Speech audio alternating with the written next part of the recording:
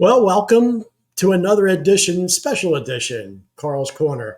I'm actually on the road tonight with a dear friend, Tim Reinertson, with family. Now I don't even call them friends anymore. That's right. You're my West Coast family. That's right, buddy. So welcome all. We wanted to play a little clip ahead of time, but no big deal. But thanks for inviting me. Thank you, Tim. I can't believe that you actually said you wanted to be part of a podcast. So I'm actually honored to be here in your gracious home with your family to doing a episode of KARLS Korner, which will be the first of many.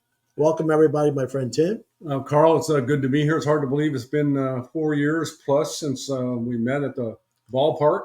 Yeah. And I just walked up there and got a job there, and the best job we could ever have. I think both of us will agree to that, working at a baseball park. I'll never forget that you came over to me. You go, how do you know how you doing it? So I said, well, I have experience back in Philly doing this at the old Spectrum, the old Vet Stadium in Philly, and it came naturally to me.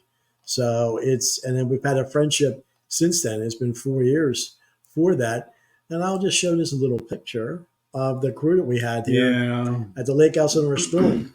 Those are some great guys right there with John and everybody. We had a lot of fun that year. The team did very well, made it all the way to the World Series, didn't end up winning it, but formed some great friendships. But you were so disappointed when it played playoffs. Where's the people? I know. There are no people. I mean, they were in the World Series going for the championship, and the stadium was 5,000 and only had about And that's 2,000. why I'm wearing this. That's right. You're proud. I'm wearing now. It's the sweatshirt of the Storm. That's right. Because that's where we met, and I can't believe it's 4 years now. And here's actually Tim in action. Oh my goodness! You were hired as an usher. I was hired as actually working as a ticket plate person, but on July 4th, my first day, they needed somebody else down on the field because it was packed that day, as you recall. Right. And they needed somebody to go way over in the left field foul line, all the way down by the where the pitchers warmed up down there, and they needed me over there, so they get me out of the way. And then they said, okay, that's all we need you for. The rest of the time, you're with Carl. But then you came over here. They gave you that a little miniature app, whatever that and thing what was. it is, all it does was scan the tickets. And like I could see, like, oh man, this guy really likes what he's doing. I grew up like you, next to a ballpark. Right. As a kid, I I was in the Bay Area, went to the Giants games at Candlestick Park, probably the worst park in baseball, but the greatest players in baseball, I thought, and I got to see all the greats during my time. I'm a little older than you. I just hit a certain number, a few, but that's where I think ourselves and our other friend John, who worked with us, he was a Dodger fan.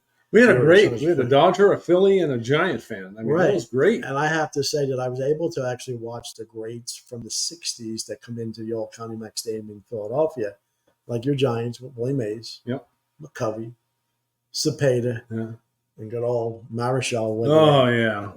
With the high leg kick and everything. And you got to see them when they were a little bit younger than I do. I kind of remember about the time of like Bob Gibson in the middle to late 60s. I can remember that. I remember seeing Hank Aaron, Pete Rose, Clemente, all the greats. I think we got to see the best players ever. They might talk about the 20s and 30s and things like that, but the guys that we got to see come through. But what about pitchers? Now, pitchers, God forbid, they hit 100 and then they're going to fall apart. They can't do it. And there was one box score, I think it was in 66, 67. Marichal and Spahn? In Milwaukee, was an extra inning. How many, 14, 15 That was innings? like 18 innings, I think. Still complete game.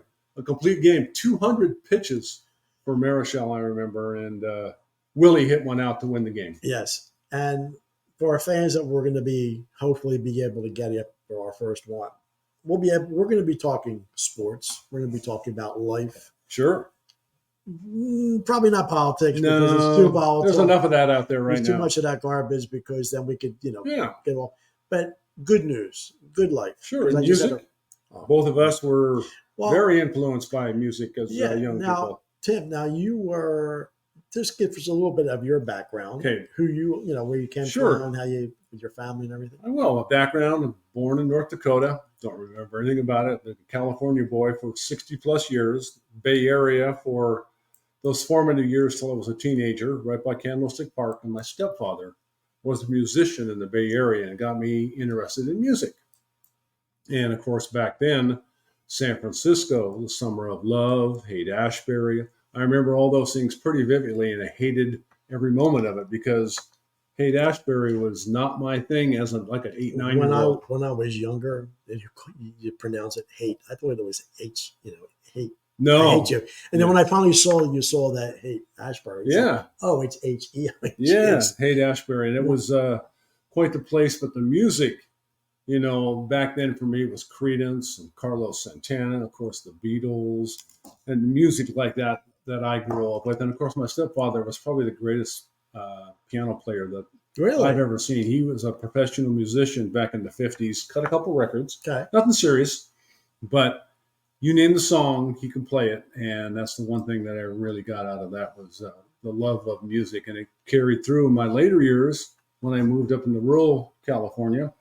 Worked at a radio station part-time for 30 years while I had a regular job. It's kind of like our baseball gig. It didn't pay a lot of money, but it was the best job we ever had. And working at the radio station. So right there how too. did you go into the radio station? Did you just say, hey, I want to be on the radio? Or how did that come about? The program director, I knew him. Small town, everybody knows everybody. What town was that? Susanville, California. It's up near like Reno, Nevada, up in the snow country. So it's not even in any metro. Oh, no. It's 4 hours plus from Sacramento. Because you're a radio guy, because different markets. Like no, this is very small, but one and only. Yeah. One and only in the town. So the only station? They needed a broadcaster for a football game. And I said, well, I love football. I'll never forget that. Did you have any experience? I had no experience at all, but I love football. Okay. And he said, great, you're hired. Come to the game Friday night. I'll have the equipment set up. And what'd you get paid? I was hooked. What'd you get paid? I don't think I got anything the first day. I just kind of did it to see how it went. Any money? No. And that first game was. And after that, Carl, I went to the radio station that was affiliated with that after my regular job, and I watched them for a couple of months. And then one day he said, you're going on the air. And I was like petrified. And it was going on the air where they played music and you had to talk. And this is the Beatles, Help, 1960. I was like 65. I couldn't say anything.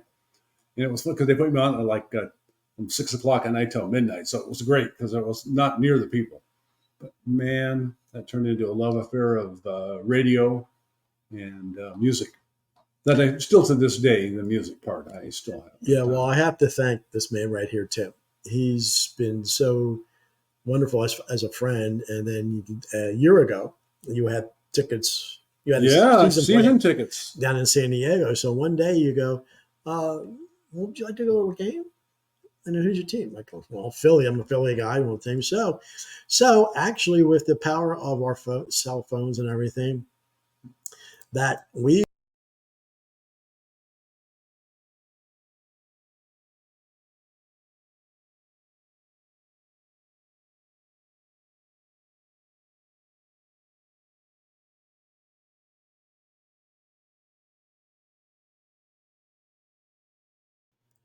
Yeah, so that was an amazing experience, just the mere fact of going down to a new stadium, because my bucket list to go to Dodger Stadium, because as a kid, I'd always be, I remember back in Philadelphia, 11 o'clock at night, one night, it was like 62, 63. They had the first game on radio from the West Coast. Really? Radio. And then you would see the World Series, you would see Dodger Stadium, Chavez Ravine. It's like, man, that kind of cool. I love California. So I was there 2019 when the Phillies were there with my cousin. But then walking into a new stadium, that phenomenon as a kid, because it was black and white TV back then. Oh, yeah. And then you walk in, you smell the food, the vendors and everybody. And you walk in, and you see the color of the uniforms, because the Phillies were red. Sure. Bright red. They played the Cardinals. And then the green grass, and then so it's amazing. So, thank you again for that. But it's like our sports. Oh yeah, bring us together, and with our friend John too. We always had some good conversations at the Storm Stadium. And we have one other clip that we're going to play from that.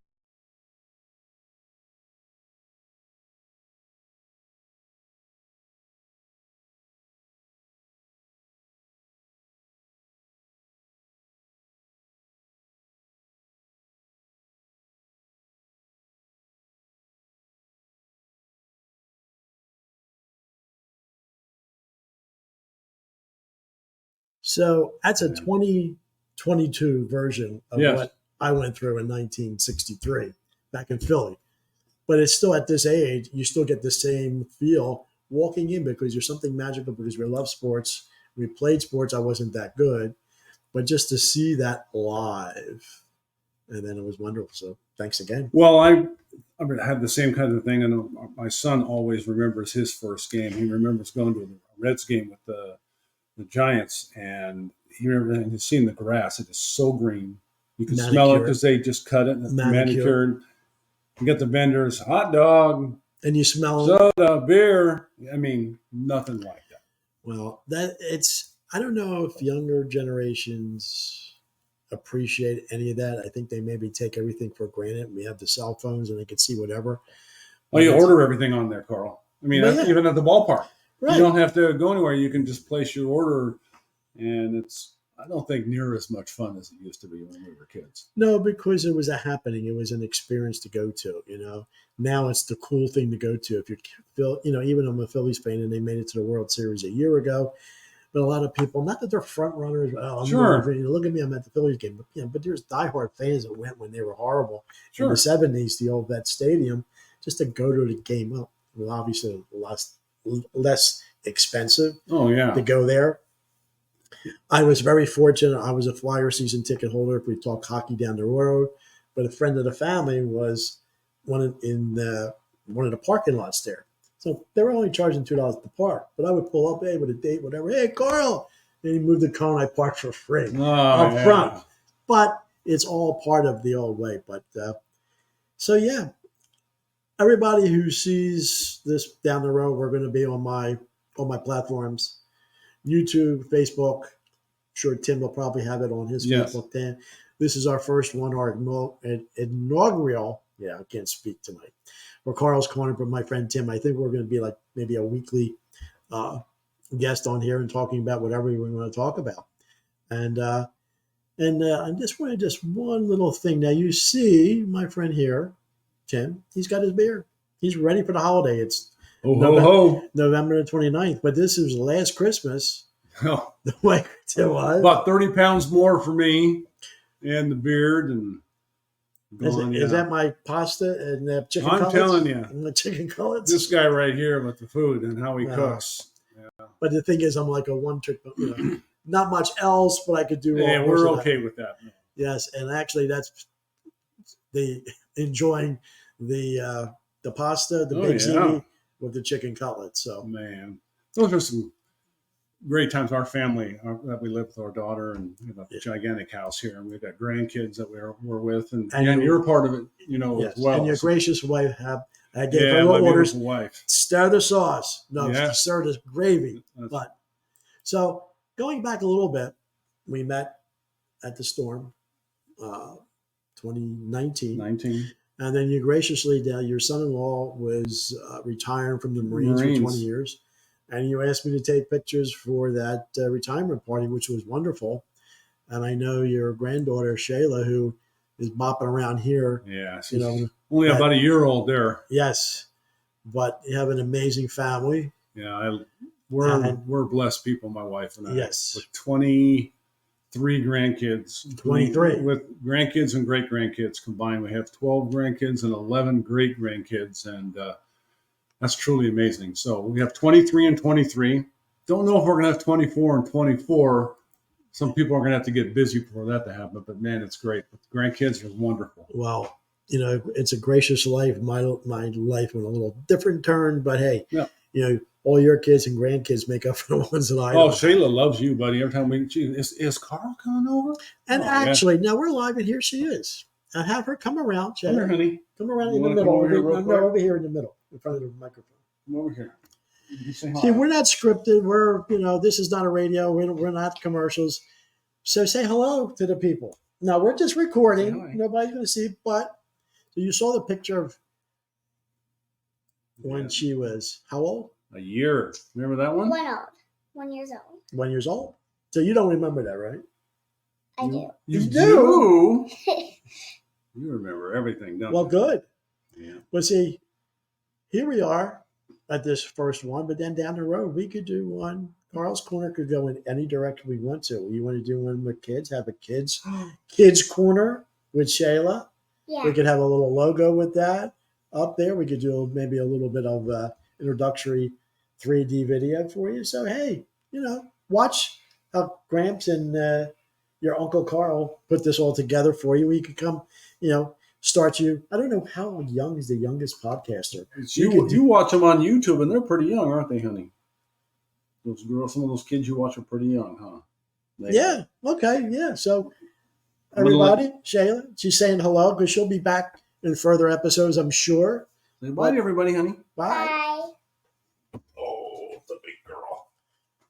And she's all legs. Too. Oh my gosh, the gymnast. Yes. That little girl right there. Okay, Tim, that's it. No, we're done right now.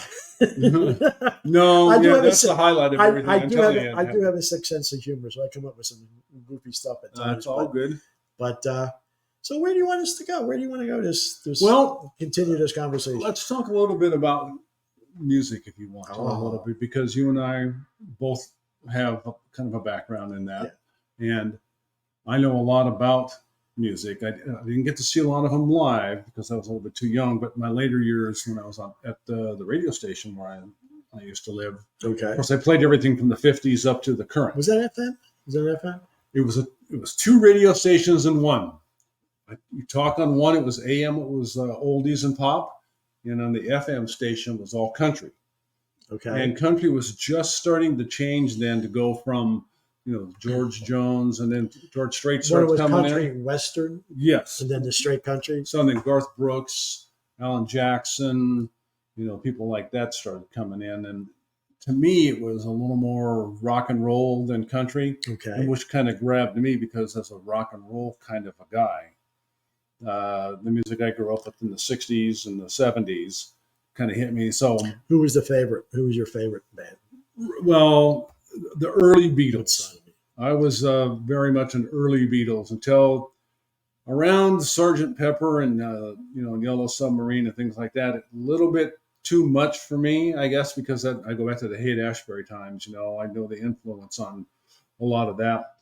But now I appreciate it more now. But I like the early Beatles, 64, 65, 66. Those are the ones I like. The Monkees, Dave Clark 5. The British Invasion, early Creedence. Carlos Santana I talked about earlier was terrific. The sound, things you never heard of before. Those are the ones that I really, really grew up with. See, I was the kid that had the transistor. People who don't know what a transistor is. Listen to one of my baseball games. Yes, it's a little box that actually was able to pick kind of up. About the size of that right there. And actually, they'd only be able to pick up AM radio, and actually people don't even know what AM radio is. Yeah. So it's another story for another day. But at night, summer nights, I would always have that underneath my pillow listening to a game. But then I was in New Jersey, outside of Philadelphia, and I was always fascinated to be hearing these voices and the music coming out of this little box. Every night I would go, how far could I pick up a station? Sure. Because AM radio, 50,000 watt clear channel, that there's no other stations on that would dial. That would dial. I know on the West Coast you'd have them, and then on the East Coast, so we had WABC out of New York, that was music. WLS out of Chicago was music. There was a station out of Buffalo, and there was a Canadian one that had. Mm-hmm. And then it was always fascinating to listening to all the music. So where I was over Thanksgiving, my dear friend Jonathan, he plays a classical guitar, but with modern songs. Mm-hmm. But we talk music, and he just like thinks I blow him away about my knowledge of certain things, like how it was produced, Brian Epstein, how the Beatles, and certain things, and and it's just like because I just soaked it all up. Sure, I wanted not just to listen to it and hear it. So it's who was the first? What was the first concert? Well, the first concert was a little bit later in my life, and that was ZZ Top. Actually, I saw them in the middle '80s. I didn't see anybody. But my wife and I, we were dating or we were already married, but so you both liked. So you didn't go to a concert in your teens? No, and I'll tell you the story about that. Yes, back when I was a kid. I don't know if on the East Coast, guy, Day on the Green, was at Oakland Coliseum. And Oakland Coliseum holds 50,000 people. Right. They had every Big rock and roll group. when they went to Everybody went there. when I went to the Bay Area, that was the big outdoor stadium. So yes. my brother, cousins, and everybody would go, and they had Led Zeppelin, the Rolling Stones. They had everybody. Everybody was anybody. And I didn't like that kind of music back then. But you didn't want to go just for the experience. They went. There was a little bit too much stuff being passed around, and really? Oh yeah, and I was like, that is not. What do you think the word with Hendrix and with Purple Haze? Yeah, well, I was a 10-year-old kid, didn't know that back then, and I let them go do that, and I kick myself now because they saw, they saw everybody, the greatest of the greats, the greatest of the greats, and I've gone to some later in life, but right. ZZ Top was always really good, and they're still, of course, kicking it and doing a really good job. But one of their members passed, didn't they? The bass player. Yeah. Just passed. So it was a 3-man group. Now they're down to 2. I'm sure they got some. My stepfather, the piano player, yes, was an audiophile and a videophile. And I say that he recorded the moon landings that were on TV back in '69 in black and white, grainy, on reel to reel. That's another whole. I'm telling you. And those things got me like, wow, look. And now look what you can do. You got a computer and a phone. You can do so many things. And back then it took like an array and a bank of things to do anything. Well, just a regular photography. I sure big in photography. Film, you had 24 pictures in a roll. Now you got black and white tri-X pan. You had to go actually learn in college, how to develop film. Yeah. And actually, I didn't like the chemicals would make me high. I couldn't. Like, what's called? No, Carl can't do it. He's like, comes out and you're like, whatever. But that was in college. Yeah. But now to the digital age, and it's just like it's half those two videos were off my iPhone. Yeah. So it's amazing, and I would really be dangerous back then if I had all this technology back then. But it is what it is, and here we are at our age group finally doing this podcasting. I know podcasting's been doing, I don't know, anywhere from 8 to 10, 15 years. Sure. But we're just finally getting to the point of we could do it economically through just regular people, and hopefully we could get a nice little audience out there. But continuing with music. Absolutely. I have to interject to say my first concert was at 13 years old. My family all used to go down to the Atlantic City shore every summer from 67 to 70. Frankie Valli or somebody like that? Now it was the Steel Pier in Atlantic City was an amazing venue. It was a pier. There's one picture, there's one video I've showed. We're way out there, and but it used to have, for a $3 admission, they would have 2 full feature films, right?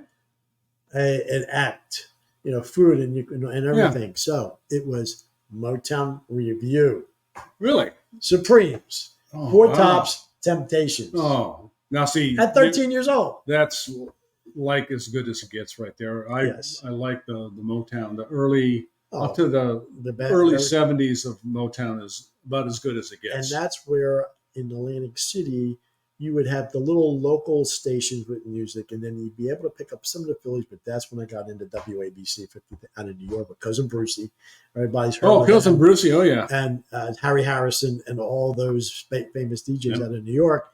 So I'd be listening because my crew that I was with. Why don't you listen to a Philly station? Well, I think New York's better than Philly stations. But anyway, the music that's why a director like Scorsese, when he does his movies, he already knows the music he's going to be using and in what scene and what parts. And obviously Goodfellas is the most classics of it all, because in the beginning of it, he's using a lot of the 50s and 60s music of that time. And I grew up with all that. I grew up with people like that, but it was all part of music. And there's back east, there's 2 places that people of our age could still go and maybe dance. Now, when I was in Palm Springs over the weekend, there was this little place my friend wanted to go to. Now they had a guy, with a piano and be able to sing, but and that's the way you used to court.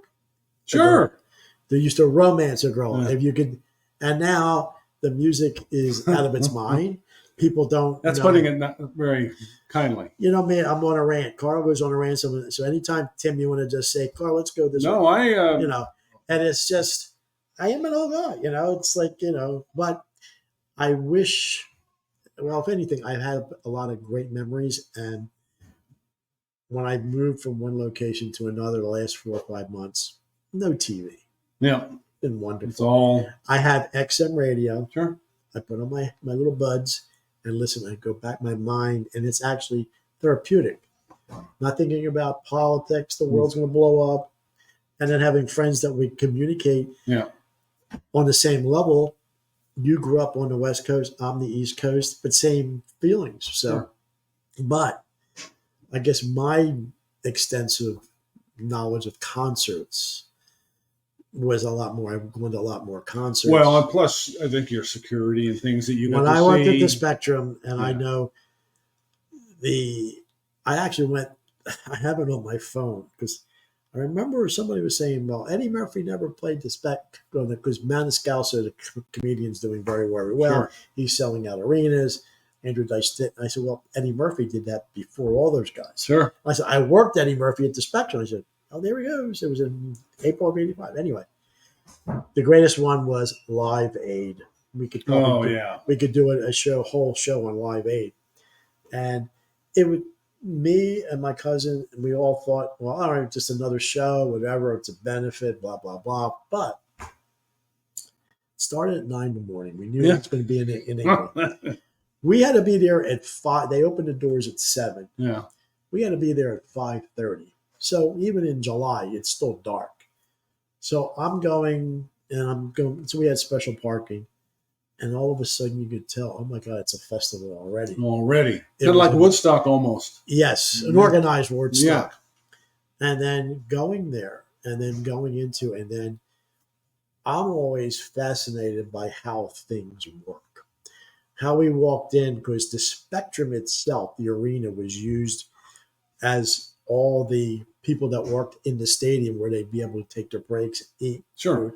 Because it was obviously wasn't open for any event, but we were able to use it. But we had to go walk around, and then that's when MTV satellites, I counted 12 satellite.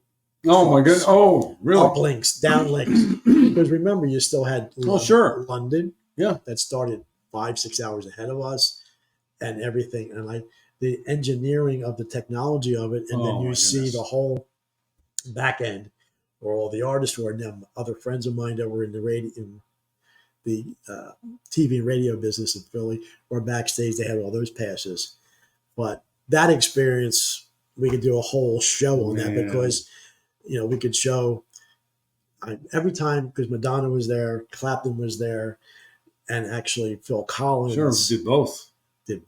We'll never be able to do that again. So, and the videos you could see, and then you'll see this, and we used to have these yellow golf shirts on the right. When Clapton came out, you can see in the distance, that's me right there. But once the crowd came in, I was more of an usher, and then security took over. And, back then, everything was cash. Nobody was having, it was a $50 ticket. Oh, yeah. So the guys that were taking tickets that day, they said, well, they sold 85,000 tickets. There had to be 105,000 people in the place. Sure. They were just taking some more. Yeah. Come on in. Yeah. But come on in. That'll be a whole nother show down the road. But the music, starting with the Beatles for me, with them being on Ed Sullivan and having their Beatle albums and records. And it got me through my teen years, because listening to it now, 60 years later, it's wonderful. But it then branched out to all the other bands, and and it's well, we were talking about Motown. Did you go back to that? Blues and how they influenced John and Paul so much in their writing and a lot of their stuff, and the Stones, rock, and the Stones too. Exactly. So they got a lot of their stuff. Little Richard, back then, Chuck Berry, any of those great artists from the 50s, they gleaned a lot from them, And of course, John and Paul were probably the greatest two writers That's that we've ever. seen. And That was the epitome of everything converging. Amazing natural talent and artist. and it's 60 years ago, Carl. Yes. And they still talk about but it. having a manager that had the foresight Oh, yes. to understand who these people were, because he was more of a mark. I don't think there has been a Other than Colonel Parker, maybe. that's a whole nother story. That's another one, too. But how he understood, because Brian Epstein's parents had remember World Wars V and Nine, Yeah. but then they'd always have a record department. Yeah. So he was the manager of the record department. All these kids would come in, you had the Beatles, blah, blah, blah, blah, blah. Okay. Who the heck's these Beatles? So he would go down to the cavern and realize, these guys, He's pretty good. good. But they were all scruffy, they Sure. had suits on. One thing led to another. And I have that, I don't think I have it, and put it for another time. There's a picture of him. I think I use that for another one. But there's a picture of him at Shea Stadium, and that's August of '65. It's only been 5 years. And you can just see he's like this, and he's just looking at this crowd. Oh, 60,000 people or whatever it was What there. he created in Yeah. 5 years, and he could just see, he was even all of himself. And it's a shame that, in today's society, because he was gay, not that there's anything wrong with that, he'd be part of regular society, but back in the 60s. Oh, you had to hide it. Right. So, and he had a very early death, but that's another story. But yeah, the convergence of all that, and then having a producer like George Martin that actually had a classical background. That, can you imagine trying to do Eleanor Rigby without the strings? Oh, absolutely. All of those things, especially in that time frame. Yes. Right there. Yes. So rock, had strings. And they were 2-minute songs, 2.5 minutes. Yes. That was the max. You had to get it quick, and we Because couldn't have had two better guys for radio. So yeah. But that started it all, just the recording of it. They had a 4-track. Yeah. Basic 4-track, and then started. And then live concerts, they couldn't hear anything. They just had plugged it into the amplifier. Now you have these mega shows that, so it started it all, but I'm glad I was there. You were there a little bit after me to experience it, and then see. Well, my wife and I got to see Elton John last year at Petco on his final. Going out, I had never seen him. I've seen him 7 times. I could see him once, and my wife was like, still great. He was getting old. You can tell he couldn't move around as much, but his singing and his showmanship and everything else was still spot on. Carl, you believe how many groups and artists from those time are still out performing up into their 80s even nowadays? It's Tim, amazing. What gets me is that they shoot the audience. They'll have video of the audience. They're all in tears. Oh, yeah. Because that music, it gets to your soul. Absolutely. It gets to that point because we're human beings, and it's all, I talk to use the word string theory. They're all vibration in the universe. But evidently, these artists have their vibrations with their music that affects us all. Yep. And it was the last week when they came over to watch the game. And at halftime, we watched the new Beatles song. Yes, now and then. And it's very, very touching. And all these reactionary videos on YouTube listening to it. And it's just amazing. So, and that's 60 years. Yeah. So no artist will ever be able to come out with a #1 record 60 years later. That'll never happen again. No, it won't. Or have 5 #1 songs in a row, or have the top 5 dominated by one album. Yes. It's just amazing what's going on. And I hate to say it, but I'm not familiar really with the art. I've heard of the artists. I know there's an artist called Drake. I'm on the same boat with you, buddy. Has broke all the Beatle records about there. Yeah, but nowadays technology and everything, they can do all that. Yeah, there's views and all that. There's no physical album. They don't have. See, and that's really the record companies. They don't have to produce. They don't have to have any vinyl. Yeah. They don't have to go to a press. They don't have to get. Remember albums? Sure. It used to be a whole album covers, and then the Beatles' White Album. Yeah. And then everything was a double album. Yeah. Oh my God! And then you Yeah. have pictures and this. Now it's just You get 200 songs on a CD nowadays, and it's So- amazing. It's a different time. yes, we're older gentlemen. They came from a different world than it is today. Not that there's anything bad with that, No. but there's no appreciation of the artistry of it, even the music and just the art of the album cover. There was works of art.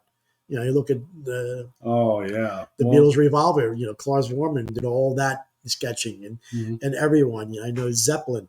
You know, the one thing, I'm not a big Howard Stern fan anymore, but I did see he had somebody on, and they said, "Who's your top 3 bands?" And there I agree with them.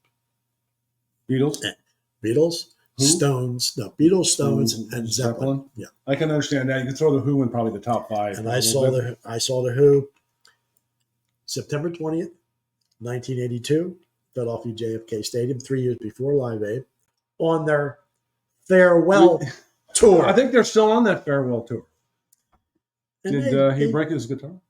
No, because they realized they were going, you know, hey, the guitars are Yeah. more expensive.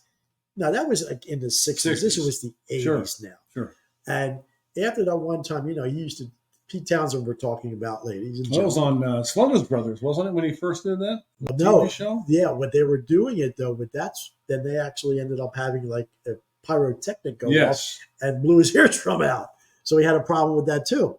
But no, the one time he was doing, I think it was at a concert, Yeah. and he was doing his windmill, and he didn't file his nails, Ooh. and ripped ripped Fingers.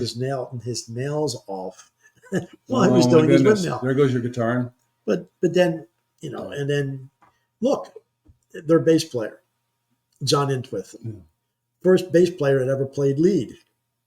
He would play, Yeah, sure. and he would play, you know, like, you know, rather lead guitar. No, he played lead with bass. Yeah. You know, and so I saw them, and the Clash opened up for them. Oh, wow. That was interesting in 1982 at the old JFK Yeah. Stadium in Philadelphia. JFK. So and they were just big cavernous, like a Coliseum in Sure. California, and or Kezar Stadium in San Francisco. Never got to go there. Never saw a game there. I only saw the 49ers at Candlestick. To get a little bit of sports back, I'm fascinated by stadiums, just the design of stadiums, arenas. Back in the day during the hockey league, I could just see a picture of a hockey game, and I knew what arena it was, Mm-hmm. or what baseball stadium it was. I don't think I know anybody like you, Carl, who has a fascination for stadiums. Because I couldn't tell you. I can maybe tell you Candlestick Park or maybe Dodger Stadium, but the other ones, The new maybe ones, Yankee Stadium. the original or the refurbished, or Probably, just a new. probably both a little bit. Because but- actually there was the original, Sure. and then it was refitted back in the 70s, and then there's a new Yankee Stadium that was built in 09. Yeah. Along with the Mets Stadium, Yeah. City Field, and along with, they all built all three within the same year. We Yeah. were talking earlier with your son-in-law about the MetLife Stadium, which is I still call it the Meadowlands, but you know, the swamp area yeah. up there. Talk about going to a game. There's only like 3 exits to it Ooh. off the New Jersey Turnpike and some local. So if you don't leave immediately, 2 hours for you to get out of all the parking lots. And they finally put trains in there. I mean, like monorails. So, but Wow. it was the thrill of it. Nowadays, going to a live event, it's like, no, I've done it all. I've been there. So, Yeah. all right. Would you believe we're at 40 minutes already? I know. We haven't covered anything. It's- So, all right. No, we covered. We're good. music. We We're got good. another 10 minutes. Come Yeah. on. We're Sure. not done. We're not Sure. done yet. No, that's fine. Where do you want to go? Well, we talked a little bit about music, and that was a big deal growing up for me. Sports, we both have that background in. Passion. And I talked for a little bit on the opening. For me, was more middle, late 60s, because I remember I was like a 10-year-old boy Mhm. going to games. But I really remember is we had a bus driver when I was a kid. You know, you go on the bus to school, who was a baseball fan, and all the World Series games were on during the day. Up Yeah, until 1 o'clock, 71, or, yes. and she would have the baseball game on every day on the bus. Right. And so, even though my Giants were never there, it was always the Dodgers. It seems like they were always there, especially in the 60s. But I remember Minnesota and 60, and the 65. Dodgers. I remember that very well. I don't 65. remember 65. much about it, but I remember that game. The She game, had it. the Koufax was Oh. insane that year Probably the greatest picture of all time. of, arguably, because that 5-6 year span was, I don't know if anybody could do that. You know, Bob Gibson had that magical 68 year, but They still that- lost the World Series. they still lost. You know, they won a couple before that. Lolich and McLean. But Sandy Koufax on the Dodgers and Drysdale, and Osteen, and all, just everybody they had was fabulous. And I just hated them. You know, you probably had your, the Boston or New York or whoever, the Philly Phillies, was the Cubs. Philly that wasn't good in those days. They were weren't. okay. In '64, though, they had a 6.5 game lead with 12 games to go, and they blew it. And with Chico Ruiz of the Cincinnati Reds stealing home, winning a game 1-0, started their 10-game losing streak. And I'm 10 years old watching this and not really understanding what's happening. And the poor Philly announcers are going, well, they got to win again. They got to win a game. Sometime they got to win one. They won it too late. I don't remember, of course, 62. The Giants were in the World Series against the Yankees. I don't remember that. I was way too young for that. I know that we lost, Tim, but I remember that. Tim, I hate to say that. I watched the first 1960. Yeah. Yankees in Pittsburgh. Now, our neighbors, like 3 doors down, were from Pittsburgh. Oh, and somehow we were over there for some occasion. And all of a sudden, I'm watching it, but then like when Mazeroski hit the home run to win that. So, I imagine that. Don't remember 61, but I remember 62 because it was in San Francisco, Candlestick Park. And I always remember that, was it 7th game? McCovey was up. McCovey. And I said, they're going to win it. But then he hits a shot, but then Bobby Richardson hits it. He made a great play on bases loaded. See, we remember those things. And I remember stats and players from that time because that's what influenced. I played baseball and football and basketball back then. Baseball was the sport back then. It was the national pastime, and it was the pastime, I think, for all kids growing up. Football has overtaken it. That was me. I used to have a wiffle ball, and I was out every morning on the weekends playing ball. Now, I played organized ball, and I wasn't really that good, but you still go out there and play, and it's just to enjoy it. And baseball, they say, it's too boring unless you've played it and realizing the intricacy about the sport. Yes. I remember when we got liners inside our hat for they weren't a helmet, but they had a little plastic thing. And I was like, what are these things for? That's about the time that they never had helmets. That's after Tony Conigliaro. The big, never the same. But we remember those times. And I'm sure if there are sports fans out there, a lot of the younger ones now, they're going to remember the Griffeys and the A-Rods and the Jeters. Let me tell you about Mays and Aaron, Clemente and Koufax. The pitchers nowadays, they're on these pitch counts and everything. Yeah, some guys may have had arm problems. Koufax, at the prime of his career, had to retire because of an elbow. Now, if he'd been nowadays, would have been repaired. He would have had a year off, and he would come back probably better than ever. They said, "Why are you retiring?" He said, "I would like to have the use of my left arm for the rest of my life." Yeah. So. And they would pitch on 2 days rest and go on. They pitched 3 games in a World Series. They pitched game 1, 4, 7. And that happened in 68. Gibson won games 1 and 4, lost to Lolich in game 7, and that was his magical year, the 1.12 ERA. And just nobody had seen anything like that before. And because of him, the mound got lowered the next year, too. You don't see ERAs for people who don't understand baseball. It's earned run average, runs per 9 innings per game. They're under 2. They're in a 1.7, 1.6. For the really elite pitchers. Yes, and you don't see that anymore. No, and 2s, most of them are in 3s. Yes, that's considered. Considered, and you pitch 5 innings, and you turn it over to 4 guys to pitch the rest of the way.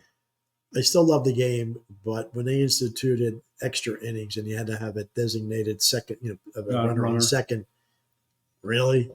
Well, that's our generation. Also, they're trying to bring in an audience again And because they want everything and they want it to get well, over. they know the young kids are not playing baseball like they used to No. anymore, or even softball.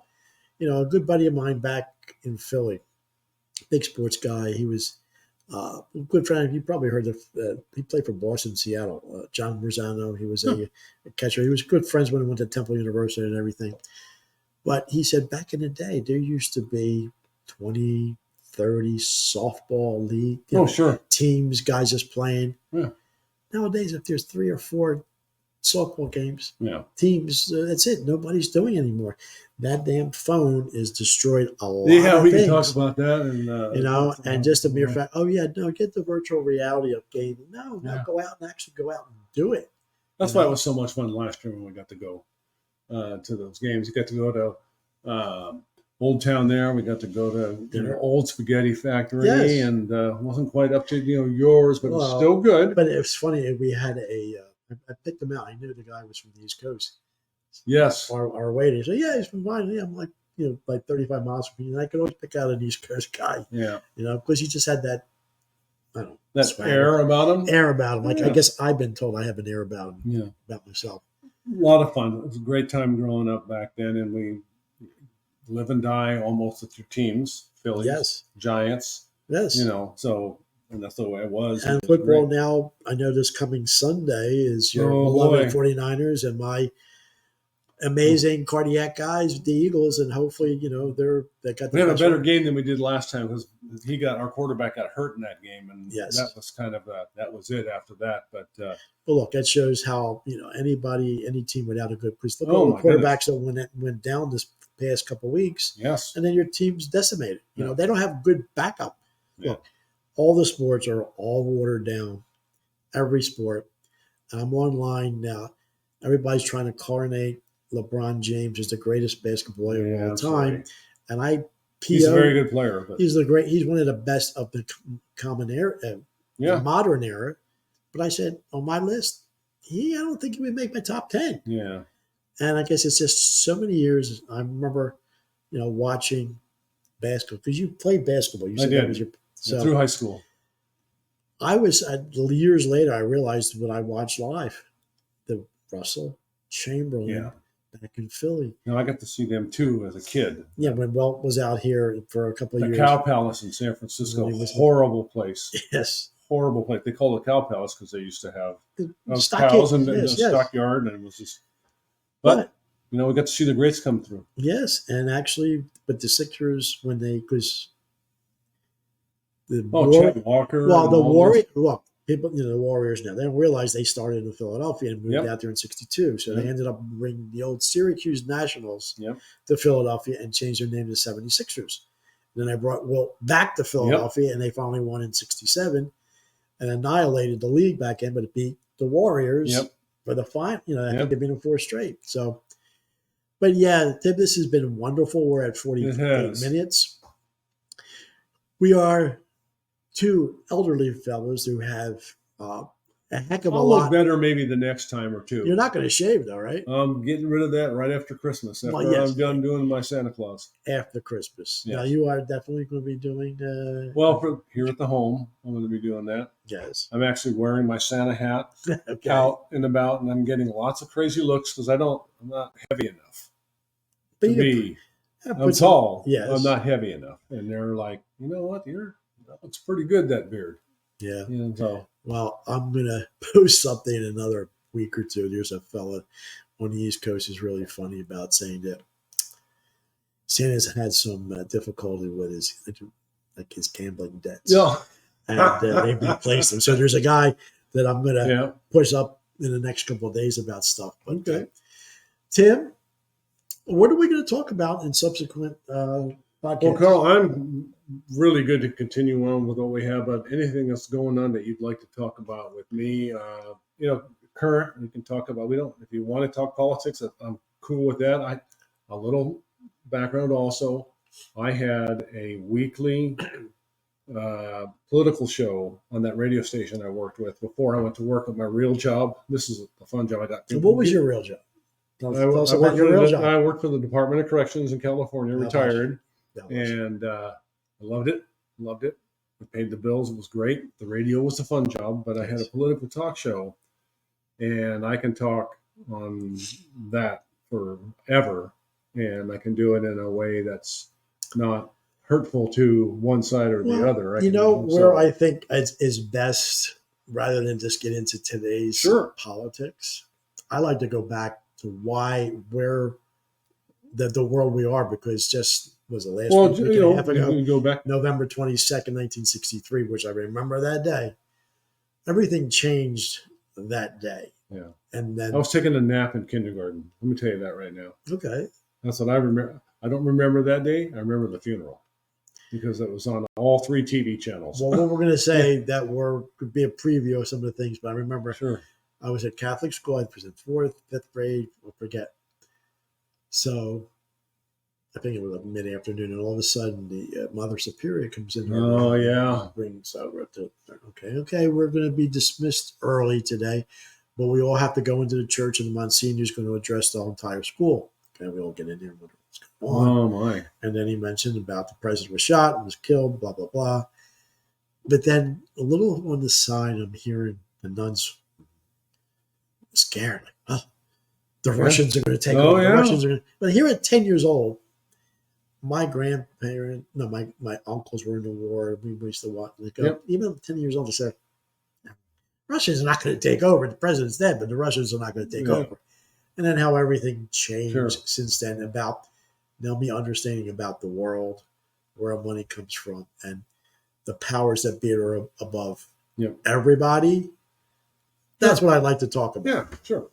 But anything else? I'm not going to say final words, but I'm just saying, did we cover what we want to talk about? We do and I just want to say how much fun it is to get down and do this again, because I retired from work about 6 years ago, and that's kind of when I gave up doing this, because I used to do this a couple times a week. Right. Not seen on the air, on the radio. Now, was it talk or was it just all radio? No, the political show was talk. It was an hour show with my good friend Andrew. Right. And that was politics of the day when it was going on. Now, was that live? Did you have call-ins? Was live. You had call-ins? We had call-ins, and I actually, before all this, I videotaped, and my partner has all the copies, but we did that. But it was a lot of fun.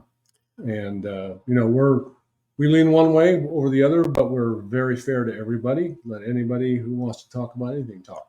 Well, that's what's nice. Well, with this application, we can go live. Sure. And hopefully we will, I'm sure. At some time. Yes. I get in contact with my good buddy because he is connected. Well, with your friends network, you can send this on here. And, who knows where we could go down the road, because I would love it, because this is, as you can tell, I should have actually gone to a small radio station and applied and whatever, and be a part of it. But then life takes you to different corners. But so you have to have a job that pays the bills. Hello. Yes. For 30 years I did that job, and I loved every minute of it. And I got to broadcast football, baseball, basketball games, but I had a real job too. That's paid. Before we sign off, because you knew I was doing this, but then what Oxley finally went click. Carl does it. Let me do it with Carl. I never thought about it after I gave up. I came down here and I thought about a couple different times, maybe going somewhere and, hey, do you need somebody part-time? I got a lot of experience on the air, but I haven't done that. We have a lot of grandkids. Right. And we had that job at the ballpark that one year. COVID killed it after that. The COVID came in and killed that year for the minors. And so when you were doing that, it just, we get together occasionally with meals that you usually cook, my friend. And thank you. It was time to do it again. And because when you said a that, lot of fun. Because when you said that last 2 weeks ago, like, really? Yeah. Wonderful. Yeah. And then I showed you what I've done, and it's just And I can talk. Yes, I'm not afraid of it. And I think I can too. Yeah. And I'm not. What do you think? I'm not a bad host? You're very good, my friend. I really thoroughly enjoyed it. No, I can wait for the next one too. I know. Well, you can see all the script down here that we have. Oh, yeah. Well, we're going to, no, we don't. Yeah, I was thinking, well, you know what? I want to pull up stuff on the old phone here, because you can just, you can pick up anything. You can talk about this or that. But so how do you think about the way this is set up with StreamYard? Carl, it's amazing. It's amazing. It's amazing, yeah. I'll have to look into it a little bit more and get a Yeah. little more. But you can be at your place, I can be on this, and we can do it. And it's just like, And we could do it remotely. We could be out somewhere. We could physically be at the stadium. Like, hey, we're going to do it. now the 2 gubernatorial elections ago, my buddy and I, that I did the talk show with, went with one of the guys who ran for governor of California. He was Gotcha. friends with him, and we Against went Newsom? Before Newsom? trying to be the nominee for the Democrats. His name was John Chung. He was the state I controller think I remember hearing at the about time. it. Okay. But anyway, he was going to all counties in California and saying, hey, here I am. Well, he was up in Lake Tahoe, California. Okay. And my buddy and I drove the 200 and something miles, went up there and did a 5-minute interview. 5 minutes. And video and on the air. And How long ago was this? When I remember when he ran, so it's probably been 7-8 years ago. But look at the technology now. Well, I had a little miniature camcorder that I set up on a tripod, and we filmed our interview, and then I had to go back to the and download it and do this, and now it's all bang right there. Anybody in the world, we could just send it an invitation.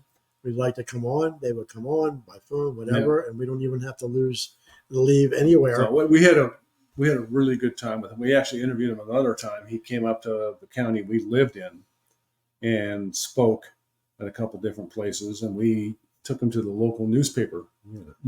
They still have those here. That printed stuff that you see. And we took him in there, and he talked to the press there for like an hour and a half while we were outside with the security guys and everything. But a very nice gentleman. I really thoroughly enjoyed talking. We had our U.S. Congressman on our show, who's in Washington. He represented our district, very rural farm community. He was on. He would come into the studio. We would talk to him. It was just, my friend was politically connected. No. He knew a lot of people. Well, I think on that note, I think with the possibility is endless with yourself, and you, Tim, that we could go in any directions and with this podcast and I'm sure your group of friends, once I'm going to check this, make sure it's fine. We could air it and you could, know, and then have everybody and anybody else who wants to come on and as a guest down the road, because everybody, no matter who they are, has a fascinating life story. No matter, they don't have to be famous or whatever. We're just 2 regular guys who just want to talk. Doesn't get any more regular than this guy right here. Let me tell you. Right. And that's the fascinating thing about this technology now. And it's just like, okay. And I feel really good about this because people will see it. They want to be a part of it and talk about certain things. So, so final notes and final quote before we wrap this first one up. Well, I just want to say thank you for having me. I'm glad that we were able to do this, and I hope the people out there enjoy it, and I think that they will, and I look forward to our future. I do too. And this will be airing sometime real soon. We're just taping this to make sure we do it correctly. And then, as we show, and you can see down below, like and subscribe and comment, and we'd love to hear from you. And on that note, until the next one, this is KARLS Korner with my dear friend Tim, wrapping it up till next time. Thank you.